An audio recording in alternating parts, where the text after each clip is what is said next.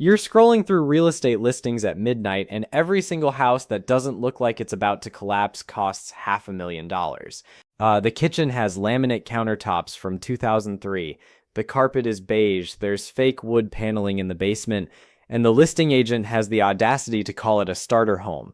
Meanwhile, you're sitting there doing mental math on your salary, wondering if you've somehow missed a massive promotion or if the entire housing market has collectively lost its mind. Spoiler alert, it's not you, it's the math, and the math is absolutely brutal. My name is Stan, and today we're going to do something that real estate agents hate. We're going to calculate who can actually afford a $500,000 house in 2026, not who the bank will give a loan to, but who can legitimately afford it without turning their life into a financial stress simulator. Because there's a massive difference between qualifying for a mortgage and actually being able to sleep at night after you sign the paperwork. Let's start with the uncomfortable reality. In dozens of US markets right now, $500,000 is the baseline. That's not getting you a mansion. That's getting you a 1,200 square foot box with 3 bedrooms, 2 bathrooms, and a yard the size of a beach towel. In cities like Denver, Austin, or anything within commuting distance of a major metro, $500,000 is what normal people are expected to somehow come up with for normal houses. The median household income in America is around $84,000. So we're asking people making $84,000 to afford homes that cost 6 times their annual income. If that ratio sounds insane to you, congratulations, you're paying attention. But everyone keeps saying you can do it. The mortgage broker says you're approved. Your parents bought a house on way less. Some influencer on TikTok is flipping houses with no money down. So what's the problem? The problem is that everyone is lying to you about what affordable actually means. Let's start with the down payment, because that's where most people's dreams go to die. The old rule was 20% down on a $500,000 house. That's $100,000 cash. Let me say that again. $100,000. The median savings account in America has around $8,000 in it. So you're not just a little short, you're $92,000 short. And before you say you'll just save it, let's do that math too. If you're making $84,000 a year and somehow manage to save 10% of your gross income, which almost nobody does, you're saving $8,400 per year. At that rate, it'll take you 12 years to save the down payment. Assuming housing prices don't go up, which they absolutely will, okay? So you skip the 20% down payment. It's like you put down 5% or 10% instead, which is what most people actually do. Congratulations, you just unlocked a new expense called PMI, Private Mortgage Insurance. This is the fee you pay every single month for the crime of not being wealthy enough to put 20% down. It's essentially a poverty tax that runs anywhere from $200 to $400 per month, depending on your loan. You're paying extra money every month for insurance that protects the bank, not you, because they're worried you might default. So you're already starting from a position of financial punishment. Now let's talk about the actual mortgage payment. You put down 10%, which is $50,000 that you somehow scraped together. That leaves you with a $450,000 loan. At current interest rates, somewhere in the 6% to 7% range, depending on your credit, your monthly mortgage payment is going to land around $2,750 to $2,850. That's just principal and interest. That number doesn't include a single other thing you need to actually live in the house. Let's add property taxes. Depending on where you live, you're looking at anywhere from $4,000 to $8,000 per year, which works out to roughly $500 per month if we're being conservative. Then there's homeowners insurance, which has skyrocketed in the past few years thanks to climate change making everything more expensive to insure. You're looking at another $250 to $350 per month, depending on your location and whether your house is in a flood zone, fire zone, or tornado alley. Then there's maintenance, the thing everyone forgets about until the water heater explodes at 11 p.m. on a Sunday. The general rule is to budget 1% of your home's value per year for maintenance and repairs. On a $500,000 house, that's $5,000 annually, or about $417 per month. And don't forget the PMI we talked about earlier. Tack on another $200 to $400. So let's add this up. Mortgage payment, $2,850. Property taxes, $500. Insurance, $300. Maintenance, $417. PMI, $300.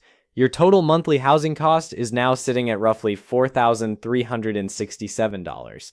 And that's assuming nothing breaks. You don't need a new roof, and your HOA doesn't randomly decide to repave the entire neighborhood and send you a $3,000 bill.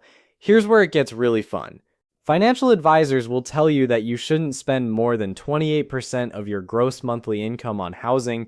Banks will approve you if your total debt to income ratio is under 43%. Let's reverse engineer this. If you're spending $4,367 per month on housing, and that represents 28% of your income, you need to be making roughly $187,000 per year. If we use the more lenient 43% rule, you still need to be pulling in around $150,000 annually. And now we arrive at the punchline. Only about 10% to 20% of US households make $150,000 or more, which means 80% of American households cannot comfortably afford a $500,000 house under any reasonable financial standard. This isn't an opinion, this is just math being cruel. But you're thinking, people are still buying these houses. Who are these people? Some of them have dual incomes in high-paying fields. Some of them have family money. Some of them are stretching themselves so thin that one medical bill or job loss would collapse their entire financial life. Let me show you what that actually looks like. Meet a household we'll call the Johnsons. Two working professionals pulling in a combined $160,000 a year. That puts them well above the median, solidly in the upper middle class. They should be comfortable, right? First, their gross income of $160,000 sounds impressive until the IRS shows up.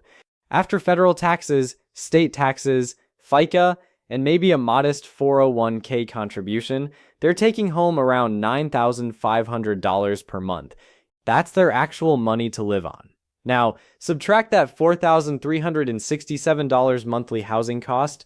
We calculated they're left with $5,133 for literally everything else in their lives. 2 car payments because they both need to commute. There goes $800.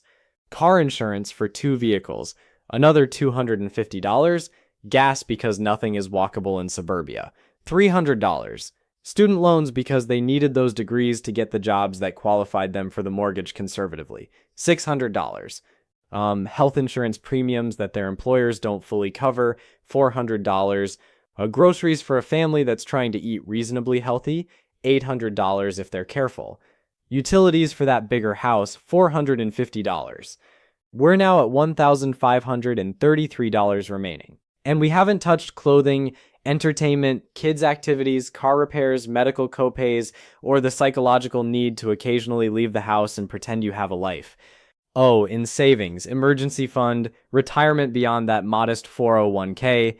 Good luck. This household is spending 46% of their take-home pay on housing, not 28%, not even 35%, nearly half. And these aren't irresponsible people. They're just trying to live in a house that the market tells them is normal. Here's what that actually feels like day to day. It feels like checking your bank account before buying groceries. It feels like saying no to your kid's field trip, because that $35 might be needed if the check engine light comes on. It feels like lying awake at 2 a.m. doing mental math about new tires. Or if you need to push it to next month and just pray it doesn't rain. It feels like being one unexpected expense away from disaster at all times. The HVAC breaks, that's $5,000 you don't have. Someone re-errands you, and your deductible is $1,000. You're putting it on a credit card, your kid needs braces, you're financing dental work like it's a car. This is the reality for households earning $160,000 trying to own a $500,000 home.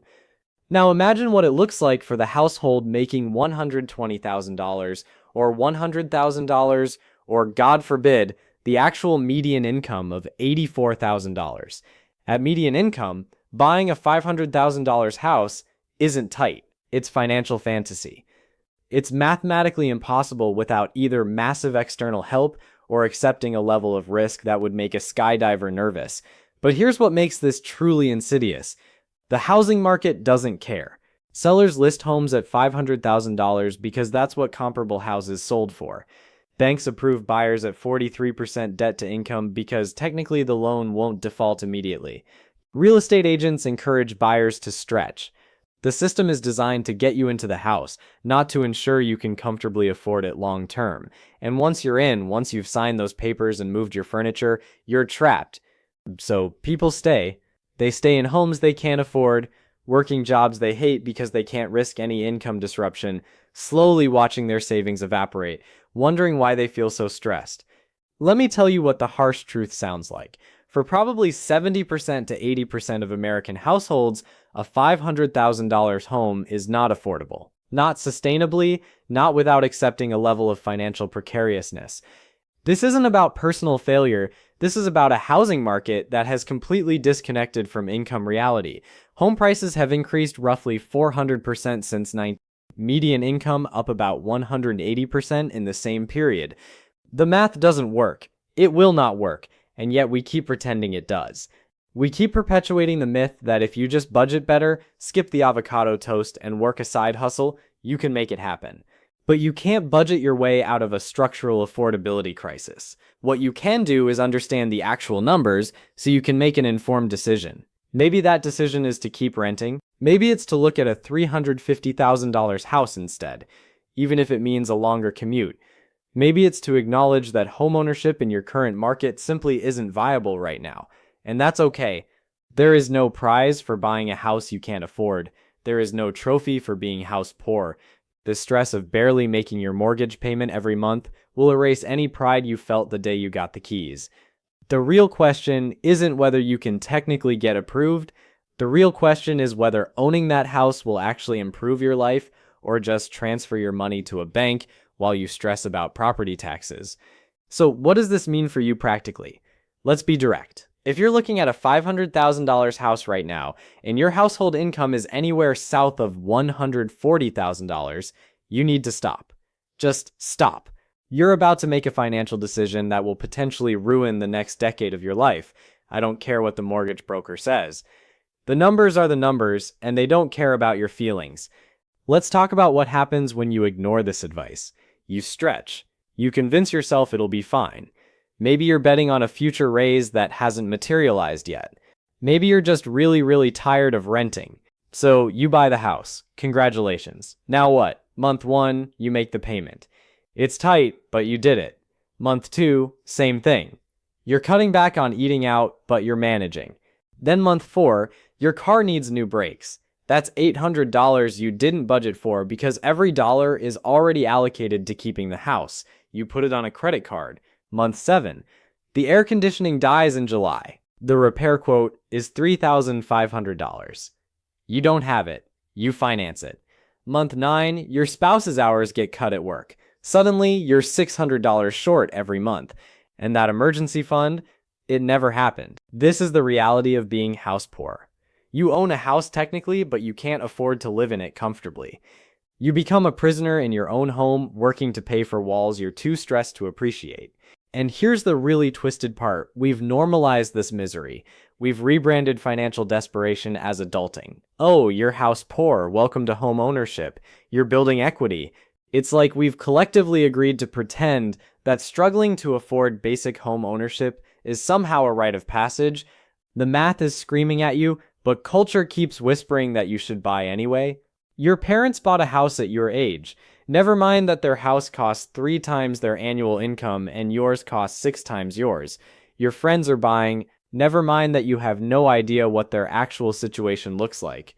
Society tells you that renting is throwing money away. Never mind that being unable to afford your mortgage is also throwing money away, just with extra steps and worse consequences.